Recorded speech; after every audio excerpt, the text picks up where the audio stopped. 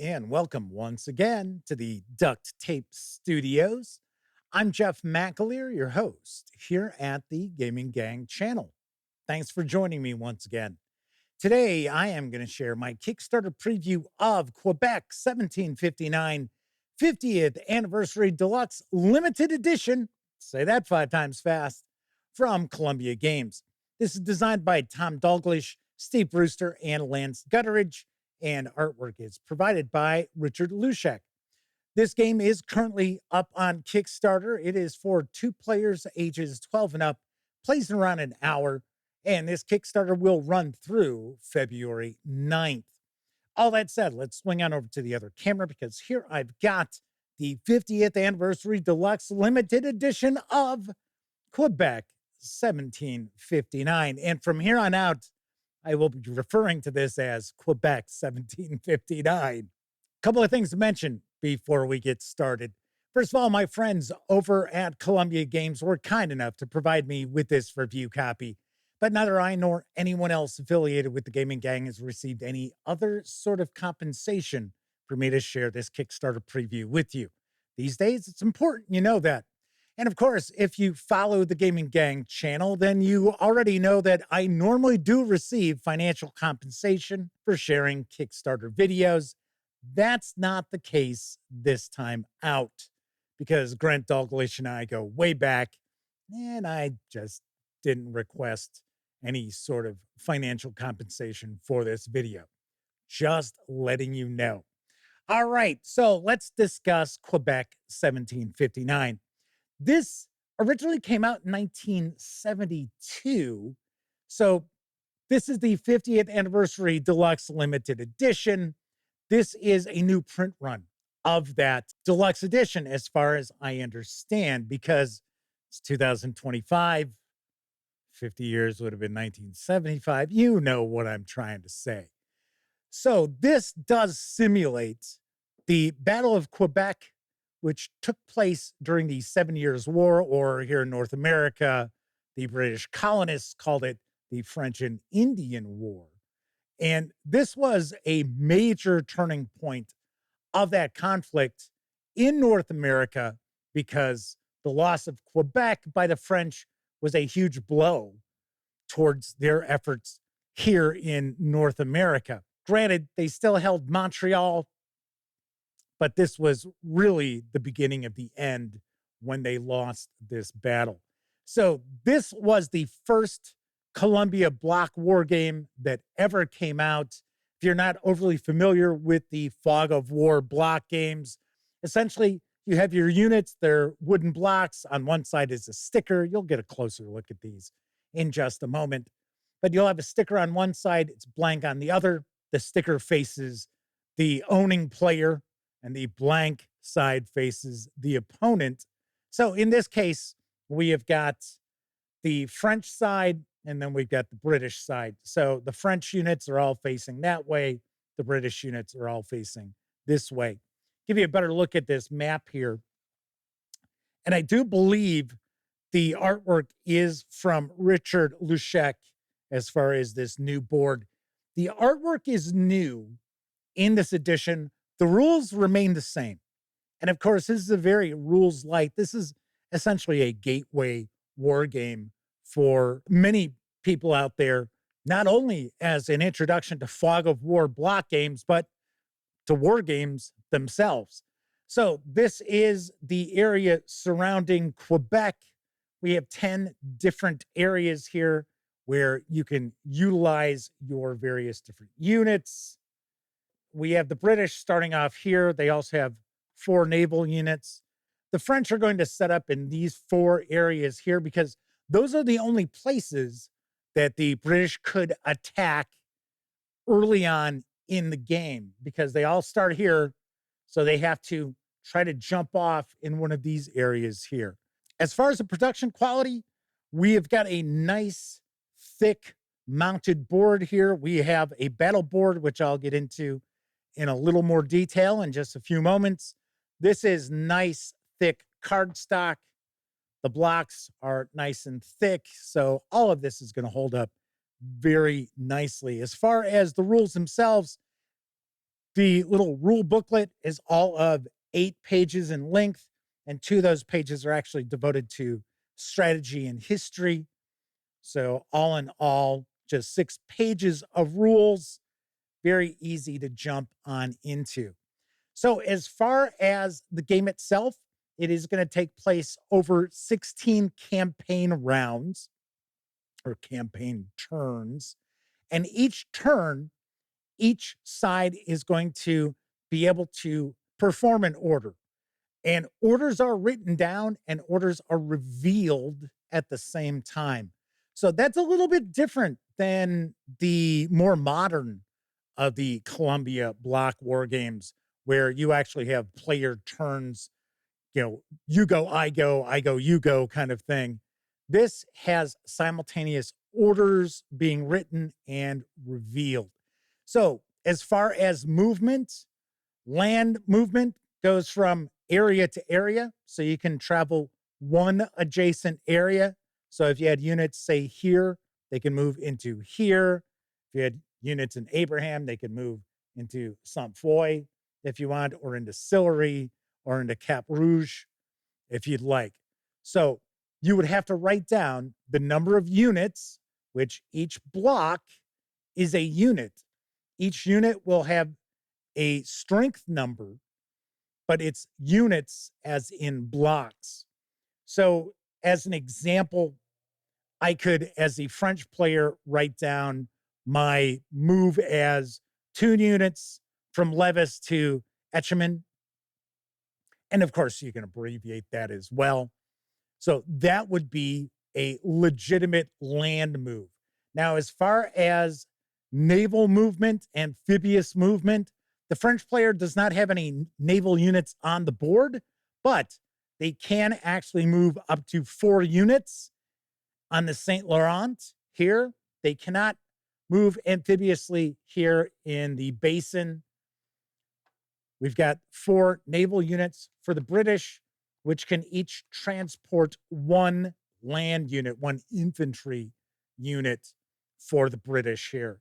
So, as far as amphibious movement, you've got the British can move 4 units. Now, even though we've got 25 blocks on each side, the British have far higher strength values on their blocks than the French, because the French were outnumbered, especially when it came to professional soldiers. That will come into play. As far as the victory conditions, the British player must hold the Abraham region, which consists of Quebec, on the 16th campaign round. If they do not, they cannot win. They must also have 20 points in combat strength in their units. If at any point in time they fall below 20, they lose. Now, for the French to win, they have to deny the British those victory conditions. Pretty easy. So, as far as battles go, whenever one side moves into an area that's got units of the opponent, then a battle is going to take place. And we're going to actually use the battle board for that. I'm going to zoom in. I'm going to give you a better look at the battle board as well as the units and discuss how these battles are resolved.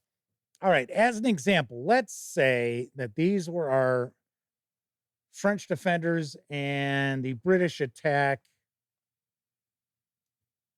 with these 4. Let's say this is the opening move. So the British are going to be assaulting Levis. It's important to keep in mind with amphibious attacks, the defender gets rolled double dice in the first combat round. So keep that in mind. Now, if it's a land area to a land area, no, it's no bonus or anything like that. We also have leaders in the game, and the leaders actually provide double their strength. Do we have a leader in here? Nope. All right. So where's Wolf? There he is. So that's an example of a leader. So they have a strength of 1, but because they're a leader, they would actually roll 2 6-sided dice. You score hits on a 6, Now, as far as leaders go, if you rolled 2 6s, double sixes, then you'll still get the 2 hits, but the leader is killed and you would lose that unit. All right. So the first thing we do is we have the defender. They are going to arrange their 3 columns as well as any reserves. Just gonna put these together here. Yeah, okay, we'll do that. And then the attacker will then create their columns, and if they want to have a reserve. If you don't have enough units to create columns, then don't worry about that. You're just going to be rolling your dice for the hits. This is just as far as having 3 or more units in a battle. You're going to do this as far as your columns. So once you've done that, the defender and the attacker are going to reveal their units. They do not reveal their reserves. Now, before the battle began, I could have assigned my reserve to one of these columns. As the defender, I decided not to. So I'm going to keep this unit in reserve, and the British are leaving that unit in reserve. So as we see, this is actually an Indian unit, the only Indian unit the French have. These are fighters from the Ottawa tribe. So they have a strength of 4. So we have 3 and 1, 2 and 2, and unknown. So, and then the British have 4, 4, and 4. So what you'll do for every point, you're going to roll a 6-sided die. So in this example, they would be attacking amphibiously. So I would actually roll this twice for this unit here. And then I would roll 3, and then another 3, 1, another 1, and so on for the amphibious attack. As an example, we are not going to have this be amphibious. Let's just say that these units here were attacking by land. So we've got 4, no hits, 3, 1 hit. And as soon as you've got a hit, you're going to immediately reduce the strength. So defenders roll dice first, then the attackers. So then we've got 1. Nope. We've got 2. Oh, another hit. And then 2. Nothing there. All right. So now the attackers get to roll. So we've got 4. Nothing. We've got 3. Nothing. And another 3. 1. 1 hit here. We'll take it from that. So that would have been the first combat round. Now, at this point in time, both the attacker and defender have an option to retreat. If an attacker retreats, they may not retreat into the area they attacked from. They must retreat somewhere else. And they must retreat into an area that does not contain enemy units. As far as defenders go, defenders can retreat, but they cannot retreat into a region that's got enemy units. So it is possible that you have an army surrounded and that they need to retreat and they can't. Those units would be eliminated. It's not something that happens very often, but it could happen. So how would you have a unit rout?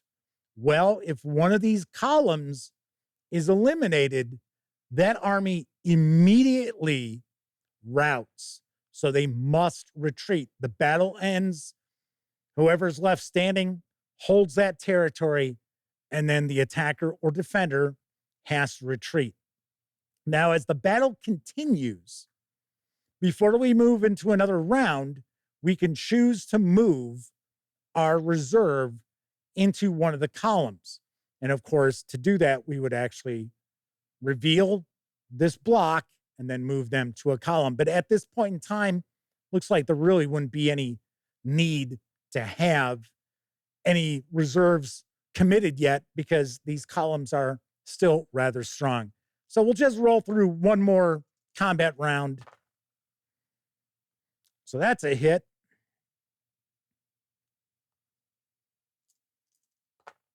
Nothing. Nothing. Nothing. And nothing. All right. So just one step reduction there. So we've got 3. None. None. Another 3. None. Bad dice rolling, I'll tell you. But that gives you an idea of basically what's going on with the combat. The combat resolves pretty quickly. And then as the game progresses, you're going to see you're going to be losing units. There are different things that can take place, which will cause the French player, especially, to lose a unit as far as their militia that they've got. But I mean, these are pretty minor rules as far as that goes.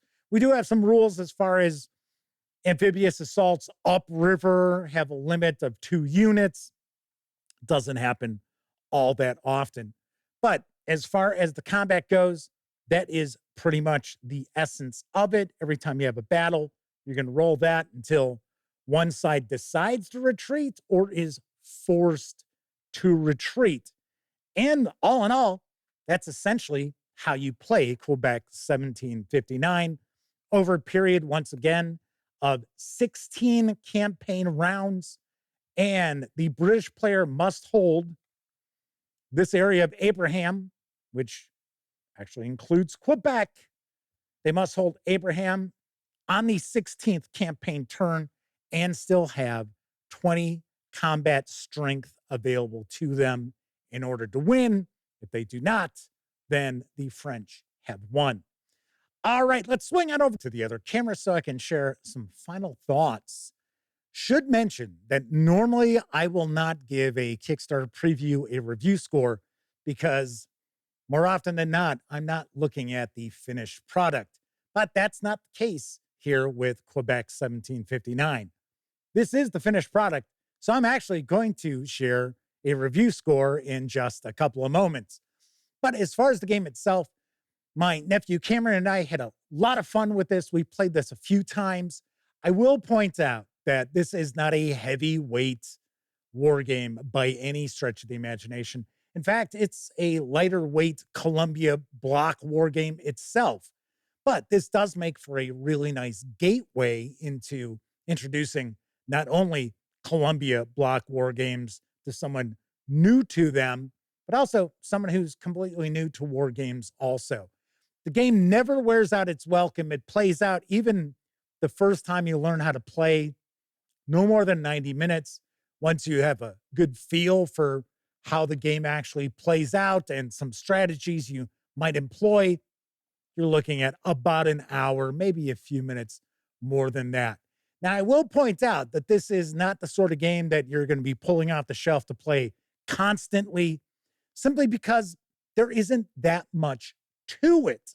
So there are some of the Columbia block war games that have quite a bit more meat to the proceedings. So as an example, there are no reinforcements in Quebec 1759, either for the British or the French. So you can reduce the combat strength of one unit to improve the combat strength of another unit in the same region, but there are no reinforcements. So you don't have to worry about any sort of additional rules for that. So this is a really rules light Columbia block war game, but it is still a lot of fun. I enjoyed it quite a bit. I think as far as simulating the battle, for being something that you can play in about an hour, I think it does a pretty nice job of that also. So on a scale of 0 to 10, I give Quebec 1759 50th Anniversary Deluxe Limited Edition an 8 out of 10. I like it. My nephew Cameron enjoyed it quite a bit as well. And as long as you keep in mind that this is not a heavyweight war game by any stretch of the imagination, I think you'll enjoy adding it to your collection too. All right, that is it for this time out. If you liked the video, by all means, please give it a quick thumbs up. Subscribe to the Gaming Gang channel if you haven't already. And if you do subscribe, don't forget, ring that bell because it'll not only let you know when I share videos such as this review, it'll also inform you when my live stream, the Gaming Gang Dispatch, airs Tuesday, Wednesday, and Thursday evenings right here on YouTube at 7 p.m. Central. Of course, when you're not watching videos on the Gaming Gang channel, be sure to visit gaminggang.com for all latest in tabletop gaming news, reviews, and a whole lot more you are not going to find here on YouTube. You know the drill. Get your geek on at thegaminggang.com. Thank you very much for watching. Once again, I'm Jeff McAleer, and until I see you next time, certainly hope all of you get to enjoy plenty of great gaming with your gang.